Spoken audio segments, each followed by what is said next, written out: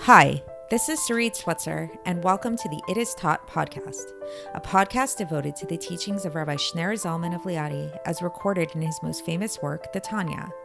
My hope for this show is to make these teachings accessible and relatable to the average person, regardless of prior Jewish education or affiliation. The episodes follow the prescribed daily study portions and are meant to serve as practical lessons in how to live your life as your true self and develop an authentic and powerful relationship with your Creator. I have personally experienced the effects the study of this work has had on me, and I'm excited to share what I can of this knowledge with you. So please join me on this journey of learning, self-growth, and connection with your source.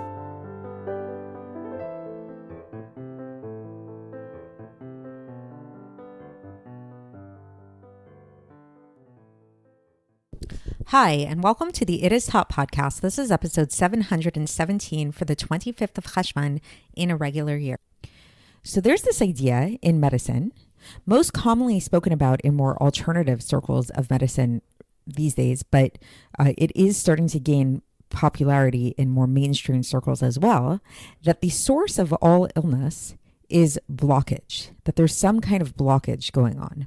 And if we could remove that blockage, then the ailment would go away. We see this predominantly or most overtly in acupuncture. So of all the different types of alternative medicines, then acupuncture, I believe, is the one that's been studied the most and researched the most and been shown to be effective for treating many different ailments. And people have come up with all kinds of different theories as to why this might be. But the most common theory, and I believe the one that acupuncture itself, the tradition of acupuncture itself describes as being the accurate one, is that what acupuncture does is it opens up these blockages in the body, that there's this natural flow of energy that flows through the body, this vitality that flows through the body.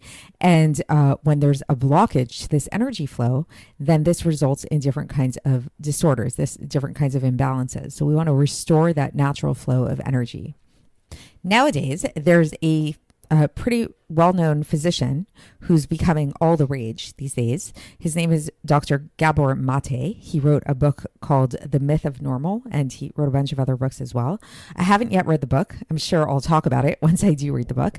It sounds like it's totally up my alley, but I did hear a podcast with him where he was being interviewed, and he was saying a very similar thing, that in his experience being a medical doctor, and he really started out as being just a mainstream medical doctor, he started to notice the emotional components that seem to coincide very frequently with different medical disorders. And this really led him to really appreciate the connection between the minds and the body, and appreciate this idea that really parallels this idea again of that illness really is a representation of a certain blockage that's going on in the body. So this is what the Alter Rebbe is actually going to talk about. And he's going to talk about this in terms of the heart. I'm not a medical expert, nor do I claim to be, so I don't know how much of this parallels what modern mainstream medicine says about the workings of the heart in relation to the different organs of the body. But I can tell you guys what the Alter Rebbe says, which I know is truthful, and perhaps those of you with more of a medical background than I have can maybe explore this a little bit further to see how this does parallel what we know about the workings of the body. But so according to the Alter Rebbe describes that, and he says this very thing. He says that the source of all illnesses is a blockage, and it's specifically a blockage between the flow of vitality from the heart into the different organs of the body, so that in a healthy functioning body, the vitality is kind of based in the heart, and then it flows out to all the other limbs in the body and all the other organs in the body, and then it flows back to the heart. So there's this like very healthy cycle of vitality flowing through the body. But when there's some organ or some limb or something that's defective, God forbid, in some way, this stops the flow of vitality, the flow of blood from the heart, and it causes what we know of as illnesses, as different ailments. Now, why is the Alter Rebbe talking about all this? The Alter Rebbe was not a medical doctor, and what was this all about? So the Alter Rebbe describes all of this as a metaphor for actually our relationship as the Jewish people to each other and to God himself as represented through the Shechina, through the divine indwelling, which we've talked about the Shechina many times on the podcast. And what he's going to describe here is that in this metaphor, in this illustration, in this case, the Shechina is the heart. The Shechina is the source of the vitality for all of us, and not only for all of us, but for the entire world. And the souls of the Jewish people in specific are the different limbs, are the different organs through which the vitality needs to flow through. And what this basically means is that we need to be unified. The basic message of this entire podcast is a really beautiful message. It's really all about loving your fellow Jew, because as the Alter Rebbe will describe, in order for there to be a healthy flow of vitality throughout the entire world, not just for Jews, not just for our souls, but literally to the entire world, it has to start with the Jews being unified.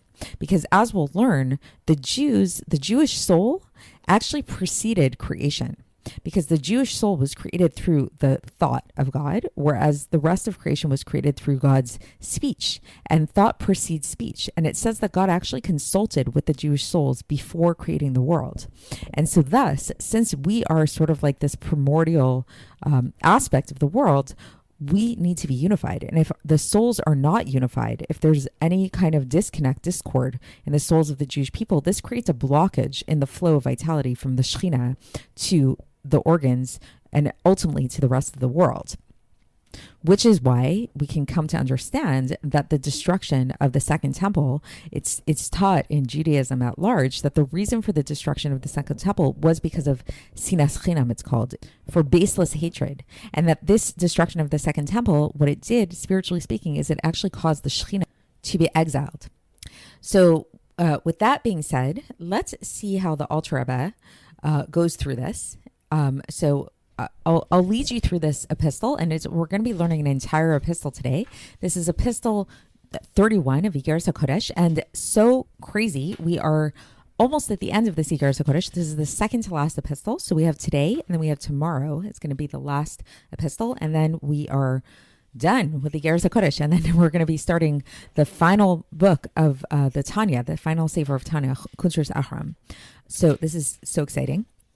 Very amazing that we've made it this far. And so, so let's begin. So today, again, keeping this theme in mind, the Alter Rebbe begins this epistle in a very interesting way, which is particularly interesting when we contrast it with yesterday's epistle that we learned. So in yesterday's epistle, the epistle began with Moda'at Zot, which in Hebrew means it is known, like it is well known, meaning this is a well-known thing. And what we learned about yesterday was this idea of giving tzedakah and how you shouldn't ever diminish from the amount of or frequency with which you give tzedakah. So that's something that's a well-known thing. Today, however, it's a different wording. The beginning says Noda b'sha'arim. It is known in the gates. And what this is an allusion to is to the scholars and the judges, because they were the ones that back in the day, they used to sit at the city gates. So meaning to say that the point of this is that this is something that is, this teaching we're going to learn is something that's really known usually only in like very scholarly circles. But the Alter Rebbe is going to open it up and teach it to all of us and bring us into that world. So what is this thing that's known is the teaching of this idea from the Tikkunei Zohar that's part of the Kabbalah, the Tikkunei Zohar, that teaches that the Shechina is ailing in exile. The Shechina is sick in exile. So what does this mean? What does it mean that we say that the Shechina is sick? The Shechina is ailing in exile. How could the Shechina be sick? So the Alter Rebbe says, he brings this mashal, this parable of the body. So he says, of course, we have to say that, there's a very big difference between a body, a physical body, and holiness and the Shechina. Obviously, it's not the same thing at all, but we're just going to use this as a kind of illustration. So we know, as I explained in the introduction, that the whole that the reason for sickness and health has to do with the flow of vitality that goes from the heart to all of the different organs. So how does this work? So basically, what do we say when we say this vitality? What is this vitality? So this vitality that flows to all the different organs is vested within the blood of the soul that goes out from the heart to all of the different organs. And it circulates around the body And it brings this vitality through the blood. The blood is sort of like the transmitter of the vitality to all of the different organs, all the different limbs, all the different veins that are found within the body. And then it returns back to the heart. And so now, if this works properly, if this circulation happens in an appropriate manner, then everything is great. And we know that the person's totally healthy. This is a healthy individual. Their circulation is good, right? So all of the organs, all of the limbs, everything is receiving its appropriate circulation. It's receiving the vitality that it needs in order to function properly. However, if, God forbid, there's some type of disorder, if any part of the body, inside the body, has something in it that's not correct, that's not as it should be, this causes a blockage of the blood to flow through, and thus not only causing a blockage of the blood, but it causes a blockage in the vitality, meaning in the flow of vitality throughout the entire body, which causes a diminishment in this flow of vitality. And this results in, God forbid, God should save us from this. God forbid the person falling sick, the person becoming sick. So all of this is to serve as a metaphor for us to understand the concept that the Jewish people, the souls of the Jewish people, they're referred to as being the organs of the Shechina. Iggeres de Shechina. This is in the Zohar. They're called the organs of the Shechina. And the Shechina is called the heart. So we see different examples of this that where the Shechina is called the heart. So for example, in Tehillim, chapter 73, verse 26, it says, V'tzur levavi, the rock, my heart, which is a reference to the Shechina. Or another one is, and this is an interesting one from Shemot, chapter 26, verse 8, V'shechanti b'tocham, and I will dwell within them. Shechanti, dwell, it's that word Shechina. I will dwell within them. So meaning to say within them, it's like this reference to the heart that's within the person. So what does this mean? What does this mean that the Shechina is the heart? So we know that the Shechina, the word Shechina means to dwell, like an indwelling. So this means, like very literally, why is it called the indwelling? Because the Shechina force, it dwells within the worlds of Bria, Yetzirah, and Asiya in order to vitalize them, right? Because remember that Shechina, it comes from Malchus of it's the word Shechina is synonymous with the term Malchus of Atzilus, the Malchus level of the world of Atzilus. So Atzilus, again, is this like very high world that's sort of like different than all the other worlds because it's merely an emanated world. God is totally revealed within that world. But the Shechina is that lowest part of the world that allows that world to connect with the worlds below it, the Bria, Yetzirah, and Asiya. And it vitalizes these worlds. And this vitality, how does the flow of the vitality issue forth from the world of Atzilus, from the Shechina, into these three lower worlds, which is like all the worlds, including the world that we know? It does this through first becoming vested in the souls of the Jewish people. Okay, so now that's interesting. Why does it have to become vested within the souls of the Jewish people? So this is because all of the different types of creation, meaning everything, not the souls of the Jewish people, everything else, everything in the world, they all are nothing compared to God. Like they all are considered as if not in comparison to God. And thus they would not be able to receive this vitality because it's too foreign to them. Like it has nothing to do with them. Like it's not like, it's like God's light and then creation. It's like, what's the connection kind of? So the way that this happens, the mediator for this, the intermediary for this flow of vitality is the souls of the Jewish people. And why? What's so special about the souls of the Jewish people? So it's because the Jewish people are unique in the sense that they rose up in God's thought. And so the origin of our souls is from God's thought. And our souls actually preceded the creation of all the worlds, which all of the worlds were created through God's speech, right? As we spoke about many times, that God speaks the world into creation. And so it's actually taught that God consulted with the souls of the Jewish people before creating the world. So this really shows that there's this precedent that the souls of the Jewish people have. And again, as is known in the gates, he again uses that terminology. We know that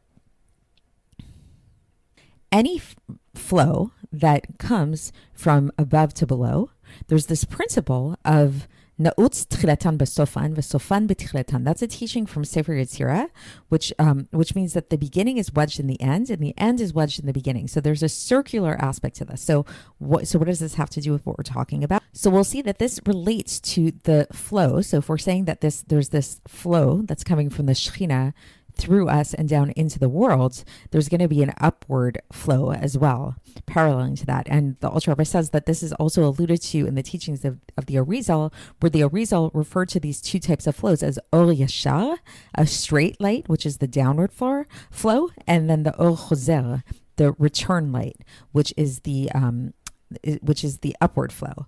Or also another type of reference to this is this idea of Ratzo v'shov. This is a term that comes up a lot in Chassidus, this idea of running and returning.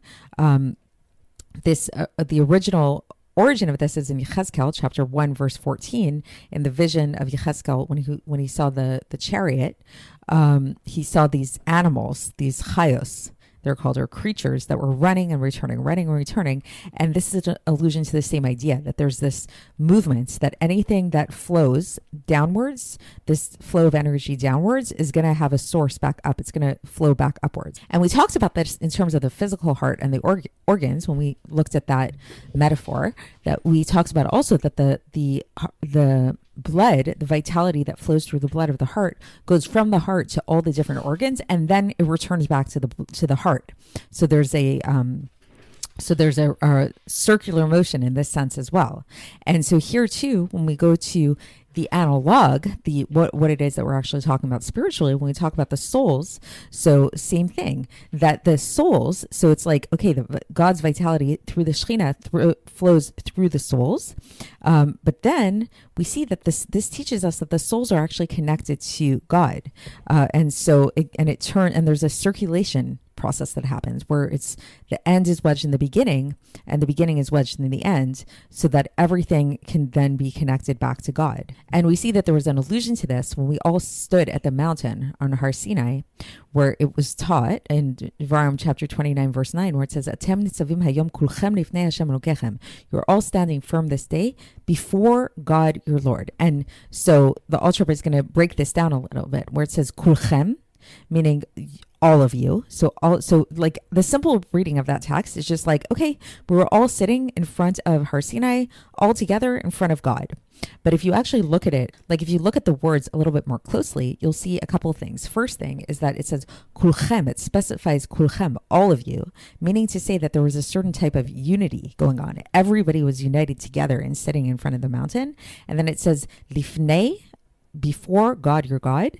So it's not only that it was just like we were sitting there in front of the mountain, but there's this idea of before. In front of also means before. In Hebrew, lifnei is in front of, and also before, which means we were before God, before the Yud Kei Vav Kei, meaning that we were sitting in a state of unity that preceded the level of Yud Kei Vav Kei, that preceded the level of the revelation of God. It's a level that is beyond transcendence even, and the Chumash goes on and it says that this is really everybody was there. It was from the highest souls and the lowest souls. It was both the heads of the Jewish people, Rosh Shechem, and also Chotzei Veitzecha, the choppers of wood. So meaning to say, it's like this experience we had on Mount Sinai was when all the Jews were united together, and this unification together allowed us to return back to our source in this place that preceded the Yud Kei Vav Kei. So it's like really to picture this kind of like circular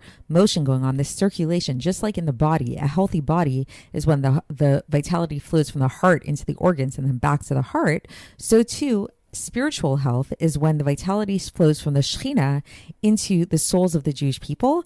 And when the souls of the Jewish people are all united and there's no blockage there, that will allow this flow to go back to the Shechina itself, meaning to say that we will be able to connect back to our source, which is in this place that precedes the Yud Kei Vav Kei, in this place that's like the origin of all. And now we can understand this idea that why was it that the reason for the destruction of the second temple and for the Jews going into exile, and for the Shechina being drawn down into Edom, as it was taught into a state of exile as well. This all came about because of baseless hatred and because of the discord in the hearts of the Jewish people. So now we can understand this, right? Because it's like when there's discord amongst the Jewish people, that's like it's creating a state of imbalance. It's creating something that shouldn't be there. There shouldn't be discord amongst the Jewish people. The Jewish people should be united. We should all love each other and be unified, and this allows for free-flowing circulation of that vitality, just like the blood circulates through the body when the body is healthy. But if there is discord, God forbid, this creates a blockage, and then and now we can understand why it is that in the state of exile that we're living in now, the Shechina is called ailing, it's called chole, it's called sick. And through this, we can understand the deeper meaning of something that we say in davening every day in the Shmoneh Esrei prayer, where we say, Somech noflim v'rofeh cholim, that God supports those who have fallen, it heals those who are sick. And this is written in the plural. Like, it doesn't just say like God heals a person who is sick or lifts up a person who fell. It's in the plural. So why is it in the plural? Is because this is a spiritual reference to all of the organs. So meaning to say that it's not just about healing the particular individual or whatever. It's about like all the organs need to be healthy, and just like physically all the organs need to be healthy, spiritually too, all the souls need to be healthy. And what this means is that there needs to be a connection between the souls. There needs to be love and unity amongst the Jewish people. So it's a really beautiful message, and that's the end of this epistle. And so I'll leave you with that thought to really increase in your love and connection with your fellow Jew. So hopefully you can find a way today to connect with your fellow Jew in a new way, in a deeper way, and to have this awareness that when in doing so, you're actually you're unblocking the energy of the world. You're actually unblocking the spiritual energy of the Shechina, and you're allowing the vitality and the flow to flow through you, through the souls of the Jewish people, and ultimately to the entire universe, ultimately to allow the universe to heal. Because when the Shechina is healthy and when the Jewish souls are healthy, then this makes the world healthy, and this is what ultimately will bring the redemption to the world. So that's it for today, and tomorrow, so exciting, we are learning the last epistle in Iggeres HaKodesh, so stay tuned, and I will speak to you then. Thanks for listening to the It Is Taught podcast, hosted by Sarit Switzer. This podcast is dedicated in loving memory of my maternal grandfather, Avraham Yitzchak ben Binyamin HaKohen of blessed memory. Music by Shechina. If you enjoyed this episode and would like to support the show, please share it with others and subscribe on YouTube, Apple iTunes, Spotify, or wherever you listen to podcasts. And make sure to leave us a 5-star review. To find out more about the It Is Taught project, including more information on my soon-to-be published book, please visit our website, itistaught.com. To catch the latest from me, follow me on Facebook, Instagram, and Twitter. Looking forward to speaking with you tomorrow, and until then, have a great day.